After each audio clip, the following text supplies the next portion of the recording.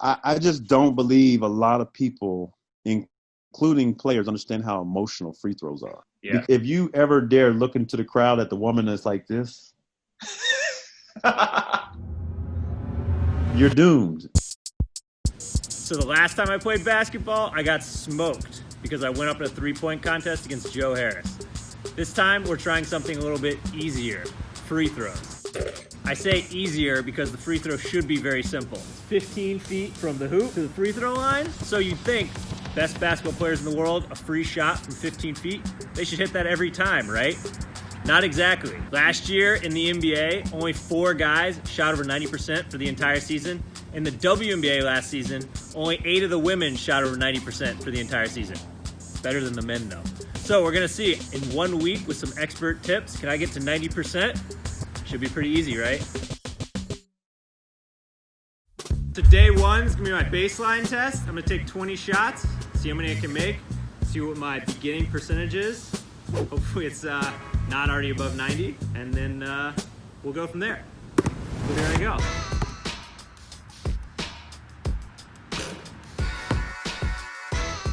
All right, 17 out of 20, that's 85%.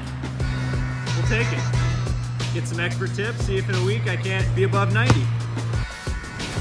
Because I'm doing a free throw challenge, I wanted to make sure I got the best shooting coaches in the country. So first up, I called Drew Hanlen, an NBA shooting coach who's worked with everyone from Jason Tatum to Devin Booker, who this season was leading the NBA in free throw percentage. Drew, what's up, man? Good to see you. How's it going? It's going pretty well. We've got a bit of a free throw challenge here, which I think you know about. We have set the bar at 90%. Obviously, these are not game circumstances, but I'm curious, as somebody who's played in the past, what would be, a good season-long free throw percentage for a player? First off, 90% would have you in the top 5 in the NBA this season if you were able to carry that over to the game. So that would be huge. But anything above 80% in the game is what you're really looking for. Analytics are big these days, so even the big guys that can't shoot, those guys are trying to get anything in the 70s. But for a guard, somebody that should be able to knock down shots, you're looking at 80 plus. So I did my research on you. You shot 84% from the line your junior or senior year? Your senior year, I think? Yeah, I shot it well. It was crazy. There was one of my years that I actually started out, and for whatever reason, like we talked about the mentality-wise, I started out the season, I was not shooting well, and I got to the point where one deep breath, I literally started taking one big deep breath, and that changed everything for me. Free throws are 1 part mechanics, 2 part mentality, and if you get both of those down, then you're going to have a chance to be an elite shooter for sure. So for the mechanics part, I'm curious, what are the elements of a good free throw?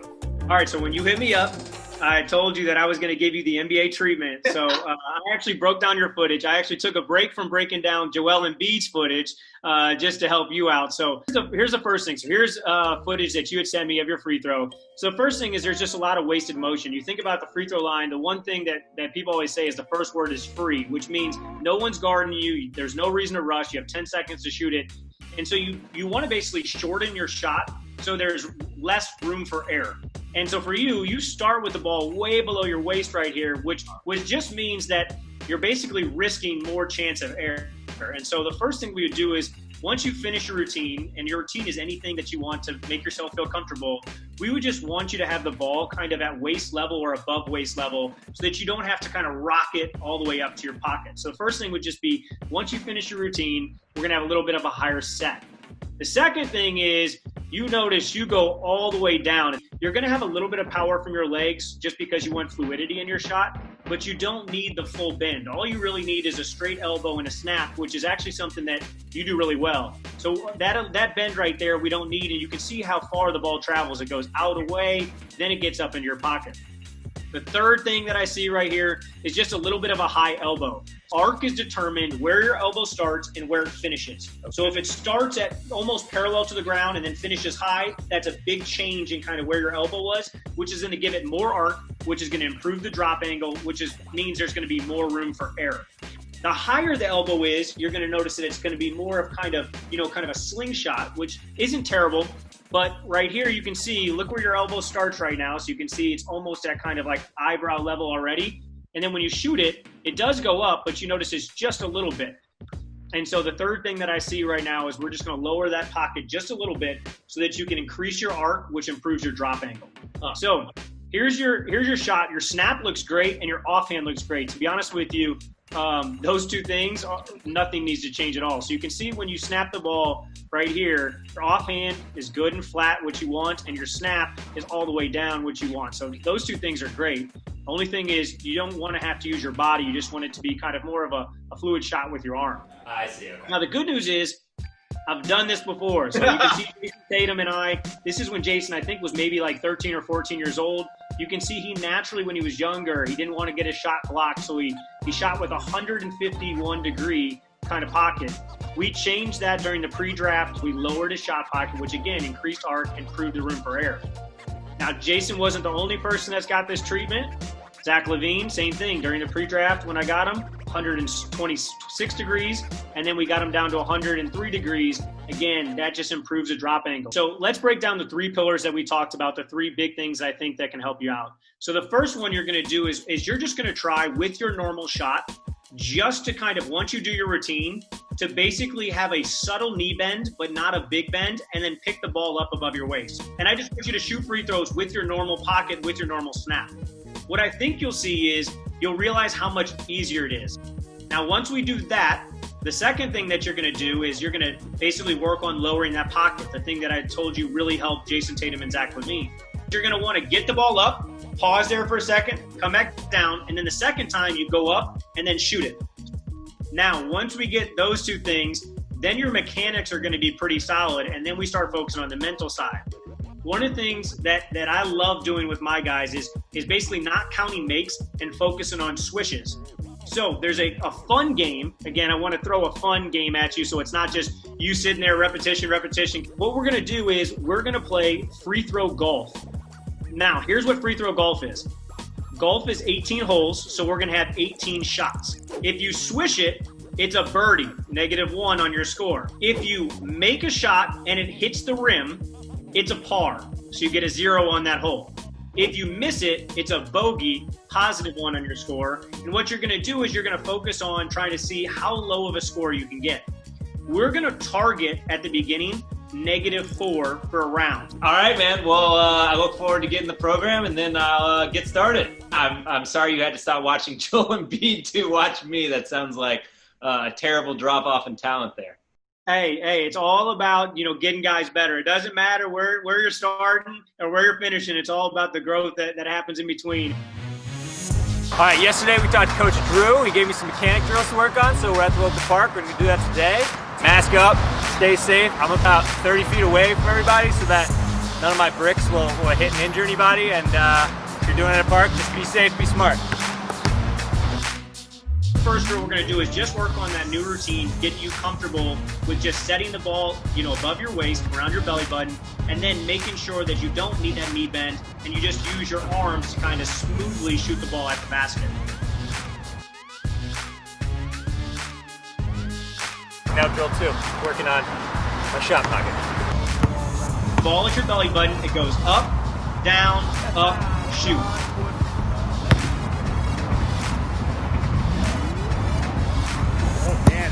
His drill's working.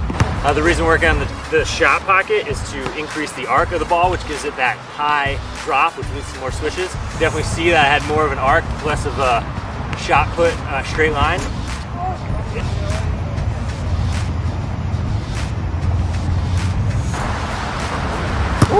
I also think even though I'm using less legs, it doesn't require that much more strength. Certainly you're using your shoulders more, but because of the shot pocket change, I'm releasing the ball higher, so it doesn't require that much more strength. Oh! That felt good. The arc definitely better, more swishes. So we are now going to move on to a game of swish. Simple rules. I just got to hit 3 swishes in a row and I'm done. Sounds easy. Probably won't be.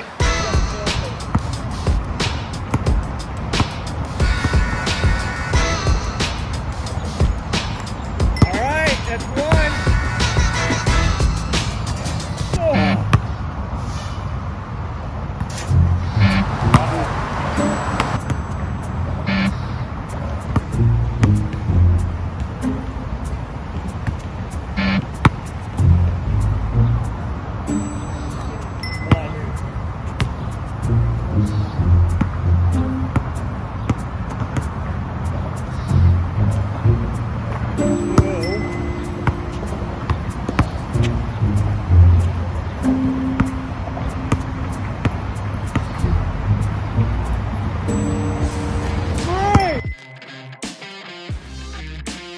Today we're back at the park. We're going to work on the mental side of things, which is always, frankly, the harder side.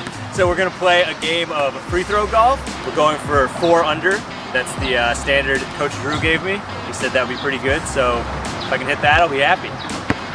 My backwards shot is improved. Nope. You're going to focus on trying to see how low of a score you can get. You're going to realize that's going to add pressure to you because every shot that you shoot, you're going to start focusing on swishing it, which is actually going to cause the same tension that you're going to feel when the pressure's on. So if you 5 holes on 4 under, that's the goal, but this is where the mental part comes in. Now with 13 holes to go, I just can't choke it away, which I'm very good at doing. A lot of players that are really good, if you're just telling them to make it, they can, make 50 in a row and not even thinking about it. But as soon as you tell them to start focusing on swishes, they start tending to not snap all the way. They pull back their shot. And so then eventually you can train them to trust their shot, and then they work on that soft drop angle. So, mental side, did okay. Passed the free throw golf game. Didn't quite hit the 90% that I was hoping to, but I hit 7 in a row. I'm happy with that. Because the mechanics yesterday and the mental pressure side went so well today, that can only mean that the final showdown is going to go terribly wrong.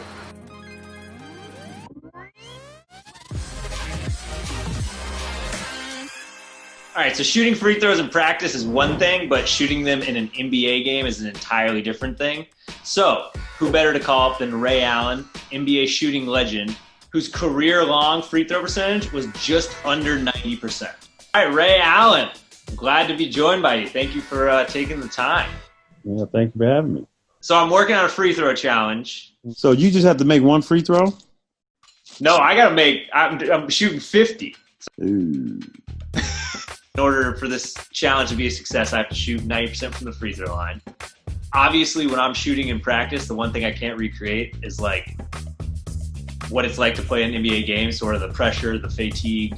I was hoping we could sort of get some of that game insight from you. Oh, it's fascinating free throws because, in college I was only a high 70% free throw shooter. And I had anxiety a lot because, my coach in college, he would just make the craziest faces when somebody would miss a free throw. And we competed a lot, from the free throw line in college. So free throws is just focus, and the talent of it is being able to go to your routine. And so as I became an NBA player, I started realizing the importance of shooting free throws and how rhythm, ritual, routine, system is so important to what you're doing. You have to put yourself in a position of stress. That's what a free throw is, how well you perform under stress. Corporations should take anybody in basketball that shot a high percentage from free throw line, either have them come speak to their group or hire them, because that's who you want, is people who can perform under stress. And I think that's what that high number represents. Can you narrate sort of as much as you can for me, like what your self-talk is in that moment? There's no self-talk. Okay. I think if you start talking to yourself, you're doomed.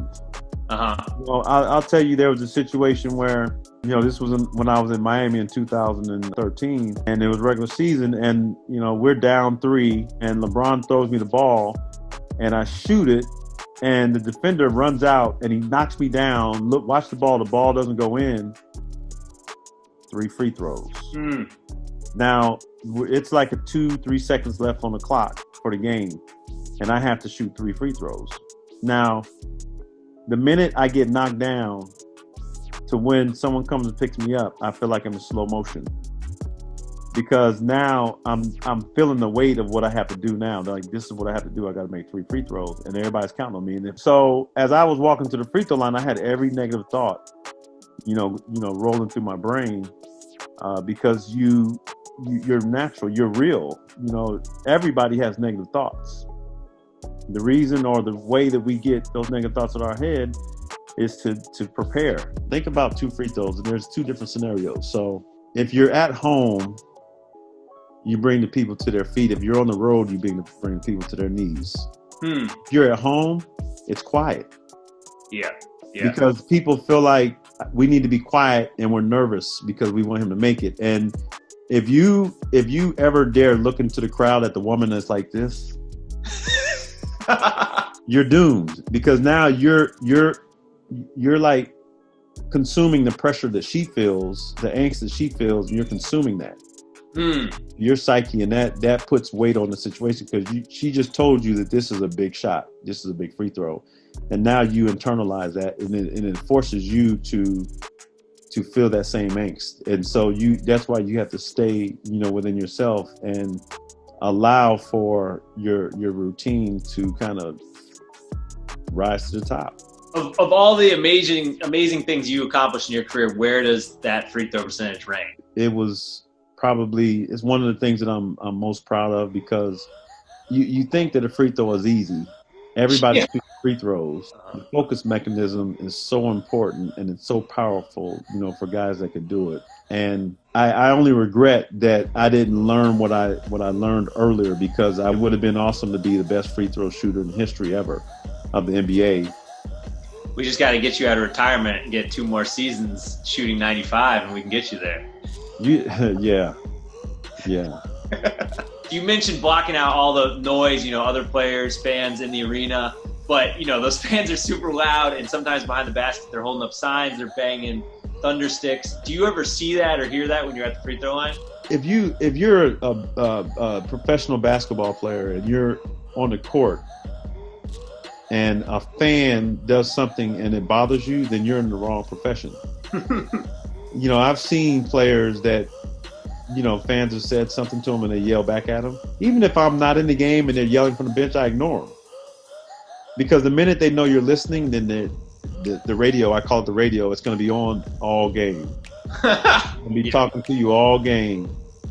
So I make sure that, they're ignored. So they know, like, you can't get in my head like it's a steel trap. I'm here to play a game, win a game, and then move on.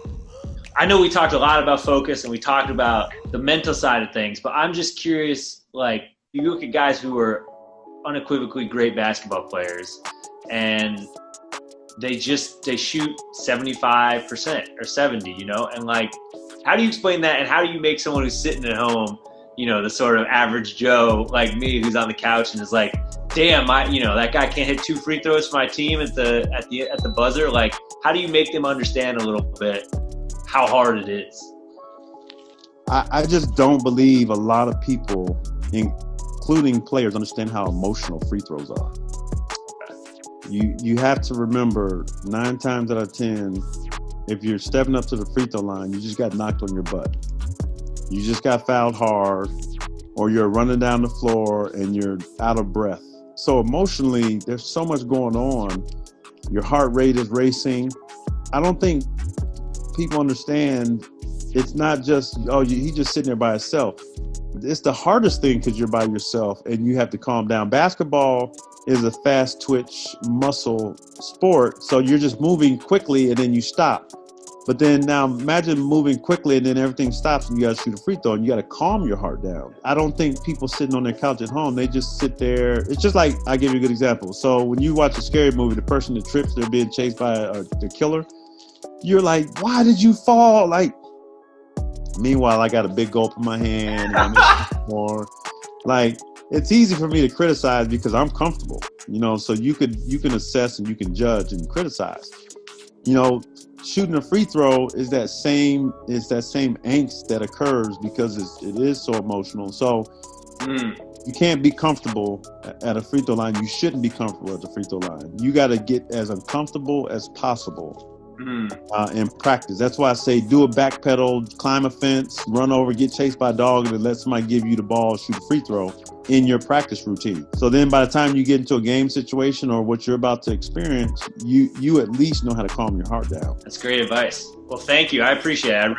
Good luck to you, and let me know what you do. All right, I will. If you don't hear from me, it's because I failed you miserably. There's no failure. It's always a moment to learn.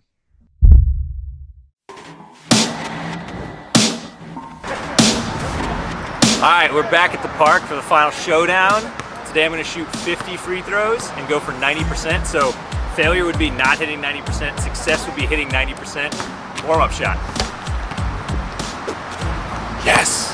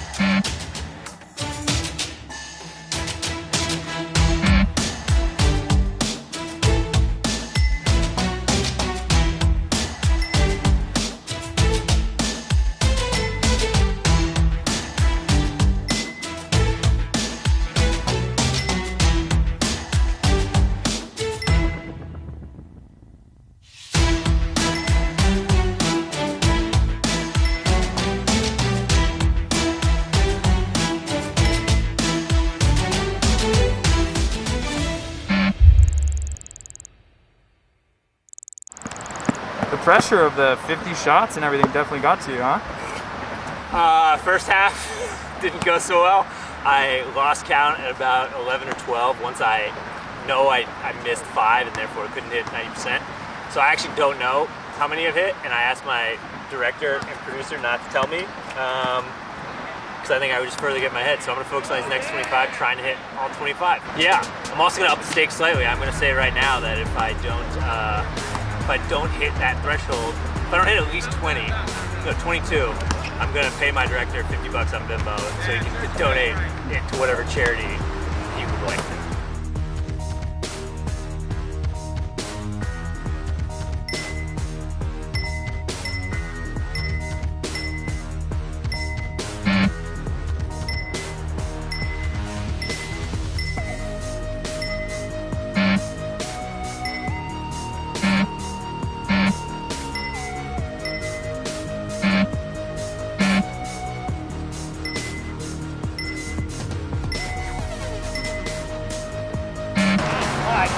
We'll give you 5 bonus shots.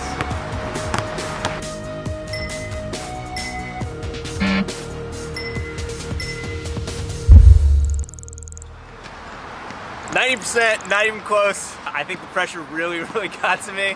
I could feel, I mean, I'd be interested to watch the tape back, but I could feel in the beginning I forgot all mechanics. I think I was bending super deep. I think my shot pocket was really high. The other day when I was out here, no pressure, it was easy to just be like, okay, hold the ball at your waist, don't bend too deep, shot pocket low. When I started, I forgot all that. Pressure definitely got to me. Yeah, I think the lesson with this, as is the lesson with all of these above average Joe episodes, is that professional athletes are very good at what they do. And if you're sitting at home on the couch and being like, man, I can shoot 90%. Maybe you could, but I can't. I definitely was nowhere close. So I gained even more respect than I had for them before. And yeah, unload in the comment. Yes! One final one. 38 of 56. Good for 68%. If I don't hit that threshold, I'm going to pay my director $50 on Venmo so he can donate it to whatever charity he would like to.